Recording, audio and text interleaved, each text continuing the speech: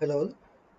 Today we'll be starting our new module or new chapter in SSC portion, that is design of beams. So before going into that, we'll be discussing the type of beams. So there are basically three type of beams that we'll be seeing. These are three different chapters according to our module or syllabus. So the first chapter in this module will be singly reinforced beams. Second one will be doubly reinforced beams, and the third one will be flange beams or T-beams. The first one, singly reinforced. Singly reinforced means that the reinforcements or the steel bars are provided only in one section or one zone. If it are provided in one section or one zone, it is termed as singly reinforced section or singly reinforced beam. If the steel bars are provided in two zones, that is bottom half and top half, they are known as doubly reinforced beams. And flange section, or also called as T-beams, are basically given the name from this figure T that is formed here. The flange portion, or that is the horizontal portion, is the slab, and the vertical portion here is a beam. So a combination of slab and beam is called flange section or a T-beam. Basically, in nowadays, during construction of any industrial building or high-rise commercial building or frame structure, T-beams are generally preferred over singly reinforced section or doubly reinforced section. It is basically due to the settling period or setting time of concrete. You will see in the subject CT, that is concrete technology, that RCC or concrete has a setting time of 28 days. Means after 28 days only you can construct a second level or a secondary level above it. Until 28 days it is in liquid or semi-liquid form. It settles or it becomes solid only after 28 days.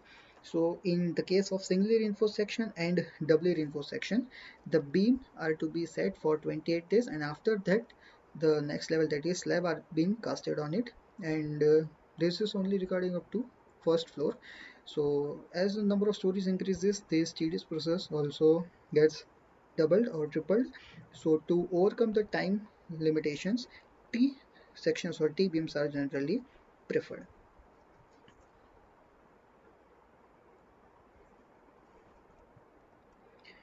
Here, if we talk about the nomenclatures or the designations, in singly reinforced beam, you can see that two dimensions are given.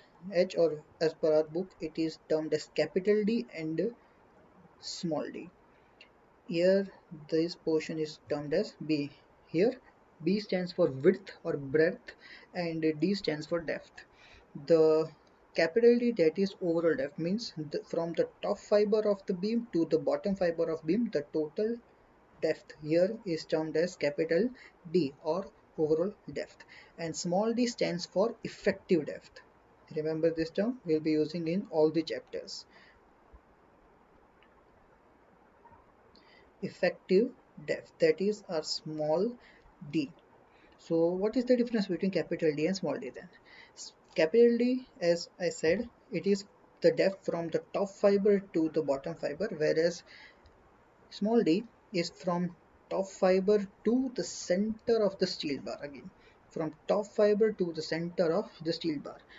Why? Because as we know, the load on the beam is generally due to dead load, that is gravity. So gravity is always acting in the downward direction, as you can see here. So the load will transfer from the top layer, then slowly it will be transferred up till the steel bar.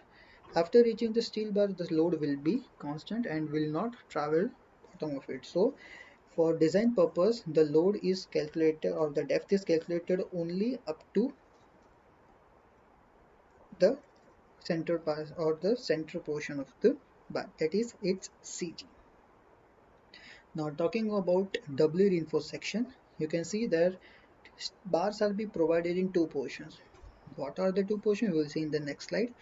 But these dots or black dots that you can see are the steel beams. So steel beams are provided in two zones, that is bottom zone and top zone, and the nomenclature we will see when the chapter comes. And in flange, again, as it is a T section, the horizontal portion is of slab and the vertical portion is of beam. Here you can see it is a circular ring provided. It is called stirrup. That is again a new chapter for our study, but for this module basically we will be starting with this chapter, that is singly reinforced section. If we consider a simply supported beam having a UDL of W kilonewton per meter and span L, if we take a cross section of it, let us assume it to be a rectangular cross section whose neutral axis is passing through its CG. I hope all are aware about neutral axis. Neutral axis means that axis that is passing through its CG. As it is a rectangular section, the CG will be at b by 2 and d by 2, that is half of width and half of depth. So F as the UDL is applied from the top portion, the beam will deflect, and you have already studied in S7 how the deflection works. So as the beam get deflected, it forms this kind of shape. Neutral axis, why is it is called neutral axis? Because it doesn't undergo deflection. So it is termed as neutral axis. So we can differentiate two zones with respect to neutral axis, that is top zone and a bottom zone. We can see from the figure that the load is applied from the top direction. So the length of beam, which was previously capital L, in the top zone the length contracts, or the length or the delta L that we have already seen strain is change in length upon original length. So the change in length will be less, yeah? Or the length will be less than the original. So this zone is termed as compression zone. Which zone? The zone above the neutral axis is termed as compression zone, and the zone below neutral axis is known as tension zone. So remember this again. The zone above neutral axis is known as compression zone, and the zone below neutral axis is known as tension zone. Now concrete is good in compression and steel is good in tension. Good in means to resist. Concrete will resist compression and steel will resist tension. So to resist this tension force, steel bars are provided in the bottom zone. Clear? So we are providing steel bars only in the tension zone. Bottom zone, it can be top zone, it can be bottom zone, but to make it a simpler method, we'll say that steel bars are always provided in tension zone. Now we have discussed this figure. This is the same example, a simply supported beam. Load is applied in the top portion. The central portion is the neutral axis. The zone above the neutral axis will be in compression and the zone below will be in tension. So the singly reinforced section, we always provide steel bars in the tension zone. So it is termed as singly reinforced beam. Doubly reinforced, it is provided, the steel bars are provided in both sections, that is in tension section as well as in compression section. So it is termed as doubly reinforced beam. Now moving on to T, you can see this type of figure regularly in our college also, or in the apartment that you live. The end portion of the corner beam are called L beams and the central beams are called T beams. Both are the combination of both are flange beams and they are combination of slabs and beams. Now moving on to a chapter, singly reinforced beam. The first topic will be a stress strain curve or stress strain diagram for singly reinforced beam. As we have seen previously, that the singly reinforced beam section will be like this one. It will be a rectangular section with steel bars provided in tension zone. AST stands for area of steel in tension. Again, AST stands for, capital A stands for area, S stands for steel, and T stands for tension. So holistically it will be area of steel in tension. I request all to pause this image and to please draw this figure, because in every sum we will be dealing with equations regarding this figure. So it is request to all to pause this video and to draw this figure for your future references. So moving further, the dimensions that we have incorporated is capital D, that is overall depth, small d, that is effective depth, and b, that is width of beam. Now first one is strain dia and the second one is stress dia. Now looking at the figure for the first time, it will be somewhat tedious, but it is easy to understand. Why? Because we have IS codes. So with reference to this IS codes, we will try to remember that how to draw this figure in examination. Now strain dia. As we all know that the central portion here is neutral axis. And why it is called neutral axis? Because it is neither under tension nor under compression. So strain will be zero. So this vertical line is a zero line, and anything in this direction will be more than zero, and anything in this direction will be less than zero. You can shift these diagrams vice versa, that is no issue.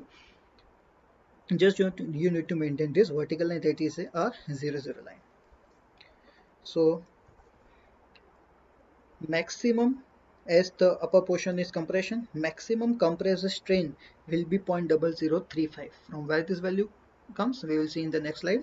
And the maximum tension strain, because the bottom portion is tension, so the maximum tension strain will be 0.87 ESFY plus 0.002. Now how this value come? So I request you all to pause this video and to move on to page number 69 of your IS code. Again, pause this video and move on to page number 69 of your IS code. Now here we can see that in point number B, everything is hidden. You just need to know where and from where these values are being taken. So from clause B, you can see that it is mentioned that the maximum strain in concrete at the outermost compression fiber is taken as 0.00235.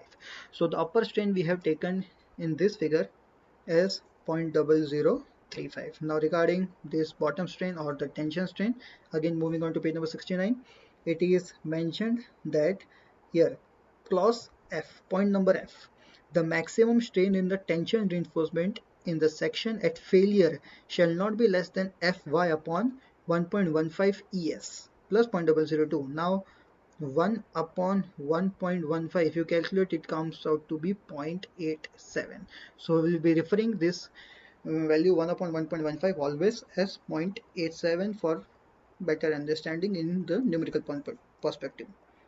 So the value will be 0.87 F5 plus 0.002. This figure is already, we have seen how it is incorporated from the code. Now moving on to the stress dia. The stress dia, again, the stress dia is mentioned in page number 69. Here we can see figure number 22. This is our stress dia. The same you have to draw in your stress diagram if it is asked, and this upper portion, that is curve portion, is our concrete portion or the stress in concrete. So this parabolic or the curve feature, the same it is mentioned here, 0.42 XU, it is already mentioned in page number 69. Now 0.446 FCK will be our maximum compressive stress. Again, maximum compressive stress 0.446 FCK. Now again, how this value came? So we will move again to page number 69, and now we will be referring to clause number C here. Clause number C, you can see at this point that for design purposes, compressive strength of concrete in the structure shall be assumed to be 0.67 times the characteristic strength. Again, 0.67 times the characteristic strength means 0.67 FCK. Now what is FCK? FCK stands for stress in concrete or the stress characteristic strength of concrete. So 0.67 times the characteristic strength, but it is mentioned that the partial safety factor, that is gamma m, equal to 1.5 shall be applied to this. Means the final equation of ours will be 0.67 divided by 1.5. So solving this, we get the value 0.446 FCK. Clear? and this is our compression force. So compression force, you need to remember this value will be 0.36 FCKBXU, and this is a tension force, maximum tension force. Tension force will be always acting at the steel bar. So mind this arrow is corresponding to this steel bar, not at this bottom layer. Again, this arrow is corresponding to this steel bar, not at its bottom layer. So compression force and tension force, you need to remember this. Compression force is 0.36 FCKBXU and the tension force is 0.87 FIAST. This is the lever arm. Lever arm means the distance between these two forces. Lever arm means what? This distance between these two forces, the compression force and tension force. The whole distance between top layer and the tension force is termed as D. And as per page number 16, the distance between the compression force and top fiber is 0.42 XU. So the remaining distance will be D minus 0.42 XU, and it is termed as Z, lever arm.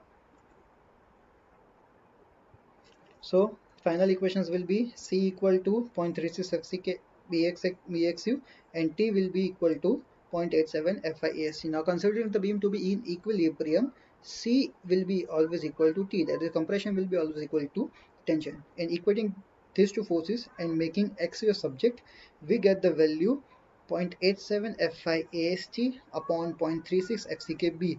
This is our first equation to find XU in this chapter. XU stands for depth of neutral axis. XU stands for depth of neutral axis. So pause this video and move on to page number 96 after this. Pause this video, move on to page number 96. We will see that this value is mentioned in this code.